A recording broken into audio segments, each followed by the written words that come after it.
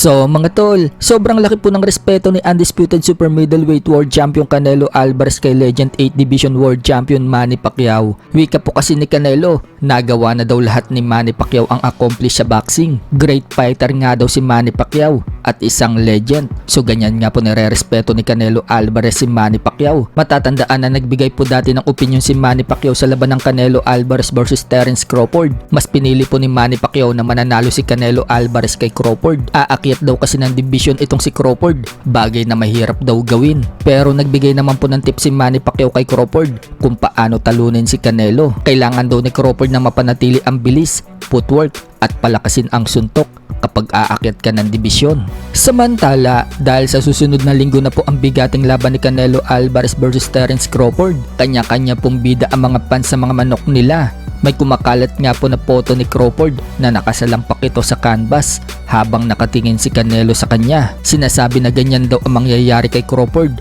First time daw nitong babagsak, hindi daw nito kakayanin ng body shot ni Canelo. Habang may nagpakalat naman po ng dating laban ni Canelo Alvarez dito kay Jose Cotto, kung saan gurugi si Canelo nang tamaan ito ng lead uppercut. Tapos daw si Canelo Alvarez pag tinamaan daw ni Crawford ng ganyang klaseng suntok. Ipinakita pa nga mga tol kung paano ipatama ni Crawford yung ganyang klaseng suntok, ang lead uppercut. Isa nga lang daw yan sa maraming trap ni Crawford kapag bumitaw daw ng opensa si Canelo. Kaya mag-ingat daw si Canelo kapag bumato ito ng kaliwa dahil sisingitan daw yan ni Crawford ng ganyang suntok. So anong masasabi nyo dyan mga tol? Sino kaya ang mananalo sa susunod na linggo? Sa iba pang balita mga tol, alam na nga po ng karamihan na sa October 29 na po magaganap ang Trilla in Manila to sa Smart Araneta Coliseum. At bibida nga po dyan ang mga Pinoy boxers natin na sina Yumar Marshall, Marlon Tapales, Carl James Martin, Eman Bacosa Pacquiao at WBC Minimum World Champion Melvin Jerusalem na lalaban bilang main event. So sa artikulo nga po ng Daily Tribune na sinulat ni Nick Jonko, sinabi nitong nakakalungkot daw para kay former 3 Division World Champion General Casimero na hindi mapasama sa Trilla in Manila 2. Kung nasa MP promotion pa daw si Casimero,